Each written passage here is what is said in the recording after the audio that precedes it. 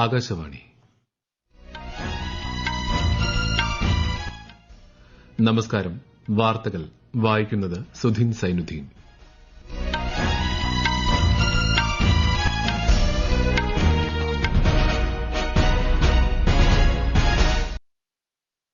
പ്രധാന വാർത്തകൾ. കൂട്ടായ പരിശ്രമമാണ് ഇന്ത്യയുടെ ശക്തിയെന്ന് പ്രധാനമന്ത്രി നരേന്ദ്രമോദി. പാർലമെന്റ് ബജറ്റ് സമ്മേളനത്തിന്റെ 8ാം ദിനം നടപടിക്രമങ്ങൾ പുരോഗമിക്കുന്നു. കർഷക ക്ഷേമത്തിന് കേന്ദ്ര സർക്കാർ ഉയർന്ന പ്രാധാന്യം നൽകുന്നതായി കേന്ദ്രമന്ത്രി ശിവരാജ് സിംഗ് ചൌഹാൻ. രാജ്യത്ത് ആയുഷ് മന്ത്രാലയം നിലവിൽ വന്നതിനുശേഷം ആയുർവേദ മെഡിക്കൽ കോളേജുകളുടെ എണ്ണത്തിൽ വലിയ വർധനവുണ്ടായതായി കേന്ദ്ര സഹമന്ത്രി പ്രതാപ് റാവു ജാദവ്. കേരള നിയമസഭയിൽ ഇന്നും പ്രതിപക്ഷ വാക്കൌട്ട്. ആശാപ്രവർത്തകരോട് സർക്കാർ നിഷേധാത്മക സമീപനം പുലർത്തുന്നതായി പ്രതിപക്ഷം. സമരത്തോട് അനുഭാവപൂർണമായ സമീപനമെന്ന് മന്ത്രി എം പി രാജേഷ്. 11ാമത് ഏഷ്യൻ നീന്തൽ ചാമ്പ്യൻഷിപ്പിന് ഇന്ത്യ ആതിഥേയത്വം വഹിക്കും.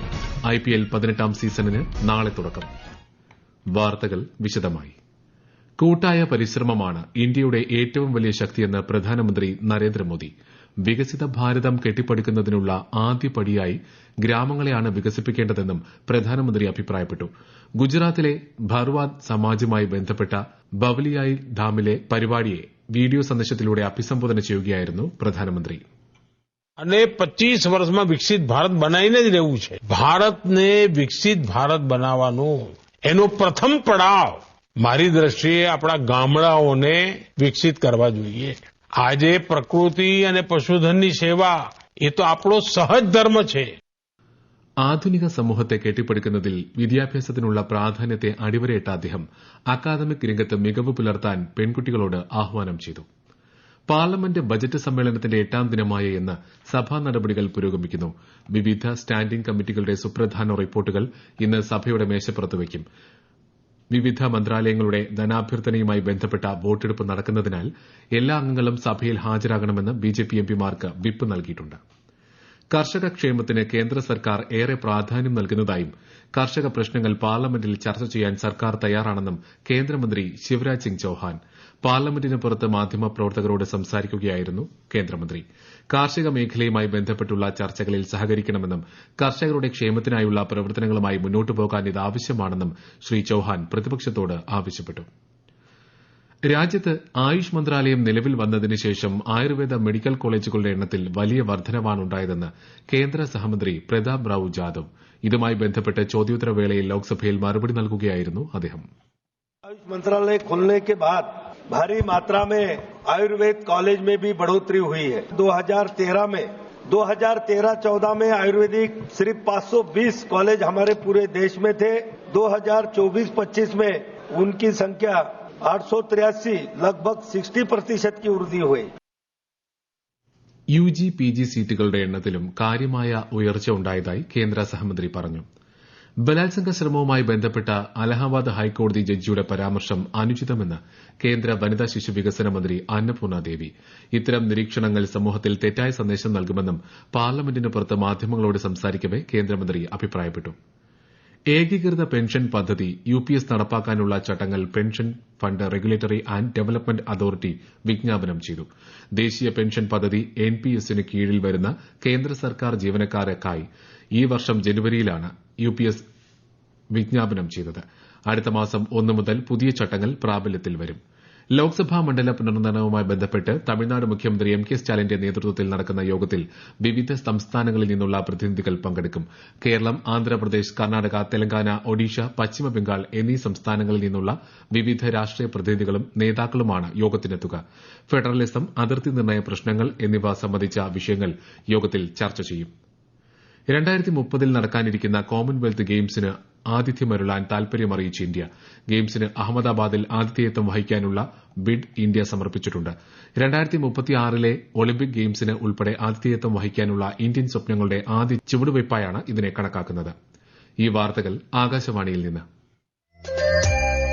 ആകാശവാണി വാർത്തകളും വാർത്താ അധിഷ്ഠിത പരിപാടികളും all India radio news Thiruvananthapuram YouTube ചാനലിലും @all India radio news Thiruvananthapuram Facebook പേജിലും AIR ന്യൂസ് തിരുവനന്തപുരം ഇൻസ്റ്റഗ്രാം അക്കൌണ്ടിലും @AIR ന്യൂസ് TVM X ഹാൻഡിലും ലഭ്യമാണ്. കേരള നിയമസഭയിൽ ഇന്നും പ്രതിപക്ഷ വാക്കൌട്ട്. ആശാപ്രവർത്തകരുടെ സമരത്തിൽ സർക്കാർ നിഷേധാത്മക സമീപനം പുലർത്തുന്നുവെന്ന് ആരോപിച്ചാണ് പ്രതിപക്ഷം സഭ വിട്ടിറങ്ങിയത്. സബ്മിഷനിലൂടെയാണ് ആശാപ്രവർത്തകരുടെ വിഷയം പ്രതിപക്ഷ നേതാവ് വി ഡി സതീശൻ സഭയിൽ ഉന്നയിച്ചത്. തുടർ ചർച്ചകൾ നടത്തി പ്രശ്നപരിഹാരത്തിന് സർക്കാർ ശ്രമിക്കണമെന്ന് അദ്ദേഹം ആവശ്യപ്പെട്ടു. സമരത്തോട് സർക്കാരിന് അനുഭാവപൂർണമായ സമീപനമാണ് ഉള്ളതെന്ന് മന്ത്രി എം പി രാജേഷ് മറുപടി പ്രസംഗത്തിൽ പറഞ്ഞു. സർക്കാർ ക്രമാനുഗതമായി ഇൻസെന്റീവ് വർദ്ധിപ്പിച്ചിട്ടുണ്ട്. സമരക്കാരുടെ ന്യായമായ ആവശ്യങ്ങളെല്ലാം അംഗീകരിച്ചു കഴിഞ്ഞതായും മന്ത്രി വ്യക്തമാക്കി. 12/3/2025 ഒരു ഉത്തരവ് സർക്കാർ ഇറക്കി. നേരത്തെ ഈ ഓണറേറിയം കിട്ടണമെങ്കിൽ 10 മാനദണ്ഡങ്ങളിൽ 5 പൂർത്തീകരിക്കണമായിരുന്നു. 12/3/2025 മുതൽ ഉപാധിരഹിത ഓണറേറിയമാക്കി മാറ്റി. ഈ സമരക്കാരുടെ ആവശ്യങ്ങളിൽ ഒന്നതായിരുന്നു. സംസ്ഥാന സർക്കാരിന് പരിഗണിക്കാൻ പറ്റുന്ന ഒരു ആവശ്യമായിരുന്നു. അത് അംഗീകരിച്ചു. സംസ്ഥാന സർക്കാർ ഇവരോട് എല്ലാ കാലത്തും അനുഭാവപൂർണമായ സമീപനമാണ് സ്വീകരിച്ചിട്ടുള്ളത്. ന്യായമായിട്ടുള്ള ആവശ്യങ്ങളാണോ അത് ചർച്ച ചെയ്ത് പരിഹരിക്കാവുന്നത് പരിഹരിച്ചു കഴിഞ്ഞു. എന്നാൽ മന്ത്രിയുടെ മറുപടിയിൽ തൃപ്തരാകാത്ത പ്രതിപക്ഷം സഭയിൽ നിന്ന് ഇറങ്ങിപ്പോവുകയായിരുന്നു. കേരളത്തിലെ എല്ലാ സ്കൂൾ ബസ്സുകളിലും ക്യാമറ നിർബന്ധമാക്കിയതായി ഗതാഗത മന്ത്രി കെ ബി ഗണേഷ് കുമാർ. നിരീക്ഷണ ക്യാമറ സ്ഥാപിച്ച സ്കൂൾ ബസ്സുകൾക്ക് മാത്രമേ ഇനി മുതൽ ഫിറ്റ്നസ് സർട്ടിഫിക്കറ്റ് നൽകൂ എന്നും മന്ത്രി കേരള നിയമസഭയിൽ പറഞ്ഞു. റെഗുലർ ഫുൾ ടൈം ഗവേഷണം നടത്തുന്ന ന്യൂനപക്ഷ വിഭാഗത്തിൽപ്പെടുന്ന വിദ്യാർത്ഥികൾക്ക് ഫെലോഷിപ്പ് നൽകുന്ന പുതിയ പദ്ധതി അടുത്ത സാമ്പത്തിക വർഷം മുതൽ ആരംഭിക്കുമെന്ന് മന്ത്രി ഒ ആർ കേളു നിയമസഭയിൽ അറിയിച്ചു. തിരുവനന്തപുരത്ത് സെക്രട്ടേറിയറ്റിന് മുന്നിൽ ആശാപ്രവർത്തകർ നടത്തുന്ന രാപ്പകൽ സമരം 40ാം ദിവസത്തിലേക്ക് കടന്നു. സമരത്തിന്റെ അടുത്ത ഘട്ടമെന്ന നിലയ്ക്ക് ആരംഭിച്ച നിരാഹാര സമരം 2ാം ദിവസവും തുടരുന്നു. വിവിധ രാഷ്ട്രീയ കക്ഷി നേതാക്കൾ പിന്തുണ അറിയിച്ച് സമരപ്പന്തലിലെത്തുന്നുണ്ട്. മുൻ കേന്ദ്രമന്ത്രി വി മുരളീധരൻ ഇന്ന് ഉച്ചയ്ക്ക് സമരപ്പന്തൽ സന്ദർശിക്കും. ആവശ്യങ്ങൾ അനുഭാവപൂർവ്വം പരിഗണിക്കാമെന്നും സമരം അവസാനിപ്പിക്കണമെന്നും മന്ത്രി വീണ ജോർജ് ആവശ്യപ്പെട്ടു. 11ാമത് ഏഷ്യൻ നീന്തൽ ചാമ്പ്യൻഷിപ്പ് അഹമ്മദാബാദിലെ നരൻപുര സ്പോർട്സ് കോംപ്ലക്സിൽ നടക്കും. ഒക്ടോബർ 1 മുതൽ 15 വരെയാണ് ചാമ്പ്യൻഷിപ്പ് സംഘടിപ്പിക്കുന്നതിന് ഗുജറാത്ത് സർക്കാരിൽ നിന്നും ഏഷ്യ അക്വാട്ടിക്സിൽ നിന്നും തത്വത്തിൽ അംഗീകാരം ലഭിച്ചതായി നീന്തൽ ഫെഡറേഷൻ ഓഫ് ഇന്ത്യ അറിയിച്ചു. നീന്തൽ, ഡൈവിംഗ്, വാട്ടർ പോളോ എന്നിവ ചാമ്പ്യൻഷിപ്പിൽ ഉൾപ്പെടും. ഇന്ത്യൻ പ്രീമിയർ ലീഗ് ക്രിക്കറ്റിന്റെ 18ാം സീസണ് നാളെ തുടക്കം. കൊൽക്കത്തയിലെ ഈഡൻ ഗാർഡൻസിൽ കൊൽക്കത്ത നൈറ്റ് റൈഡേഴ്സും റോയൽ ചലഞ്ചേഴ്സ് ബംഗളൂരുവും തമ്മിലാണ് ഉദ്ഘാടന മത്സരം. രാത്രി 7:30-നാണ് മത്സരം. ചെന്നൈയിൽ നടക്കുന്ന SFRI ഇന്ത്യൻ സ്ക്വാഷ് ടൂർണമെന്റ് വനിതാ ഫൈനലിൽ ഇന്ത്യയുടെ ആകാംക്ഷ സെലുങ്കയും അനാഹത് സിംഗും ഏറ്റുമുട്ടും. ഉച്ചയ്ക്ക് 2:30-നാണ് മത്സരം.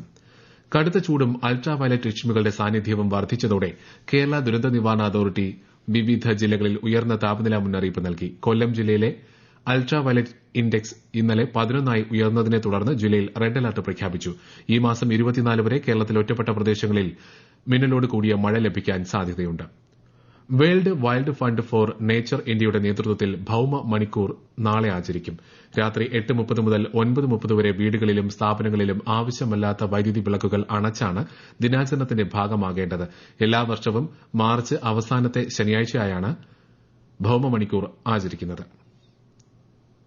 ഇന്ത്യ തീരുവകൾ കുറയ്ക്കുമെന്ന് പ്രതീക്ഷിക്കുന്നതായി അമേരിക്കൻ പ്രസിഡന്റ് ഡൊണാൾഡ് ട്രംപ്. ഒരു വാർത്താ ചാനലിന് നൽകിയ മറുപടിയിലാണ് ട്രംപിന്റെ പരാമർശം. ഇന്ത്യ നല്ല സുഹൃത്താണെന്നും എന്നാൽ ഏപ്രിൽ 2 മുതൽ അമേരിക്കയ്ക്ക് മേൽ ചുമത്തുന്ന അതേ തീരുവ ഏർപ്പെടുത്തുമെന്നും ട്രംപ് പറഞ്ഞു. ഇന്ത്യ, മധ്യേഷ്യ, യൂറോപ്പ് സാമ്പത്തിക ഇടനാഴി അമേരിക്കയ്ക്കെതിരായ അധാർമിക വ്യാപാര രീതികൾക്കുള്ള തിരിച്ചടിയാകുമെന്നും ട്രംപ് അഭിപ്രായപ്പെട്ടു. പവർ സബ് സ്റ്റേഷനിലെ തീപിടുത്തത്തെ തുടർന്ന് ലണ്ടനിലെ ഹീത്രൂ വിമാനത്താവളം 24 മണിക്കൂർ അടച്ചിട്ടു. വൈദ്യുത വിതരണ ശൃംഖലയിലെ തകരാറ് 16,000-ഓളം വീടുകളെയും ബാധിച്ചിട്ടുണ്ട്. യാത്രകൾ ഒഴിവാക്കണമെന്നും വിമാന കമ്പനികളുമായി ബന്ധപ്പെട്ട് കൂടുതൽ വിവരങ്ങൾ തേടണമെന്നും വിമാനത്താവള അധികൃതർ സമൂഹമാധ്യമത്തിലൂടെ അറിയിച്ചു.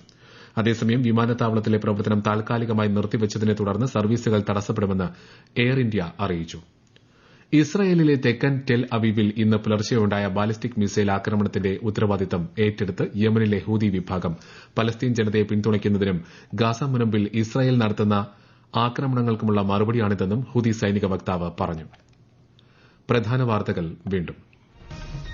കൂട്ടായ പരിശ്രമമാണ് ഇന്ത്യയുടെ ശക്തിയെന്ന് പ്രധാനമന്ത്രി നരേന്ദ്രമോദി. പാർലമെന്റ് ബജറ്റ് സമ്മേളനത്തിന്റെ 8ാം ദിനം നടപടിക്രമങ്ങൾ പുരോഗമിക്കുന്നു.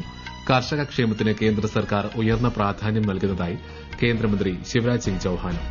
രാജ്യത്ത് ആയുഷ് മന്ത്രാലയം നിലവിൽ വന്നതിനുശേഷം ആയുർവേദ മെഡിക്കൽ കോളേജുകളുടെ എണ്ണത്തിൽ വലിയ വർധനവുണ്ടായതായി കേന്ദ്ര സഹമന്ത്രി പ്രതാപ് റാവു ജാദവ്.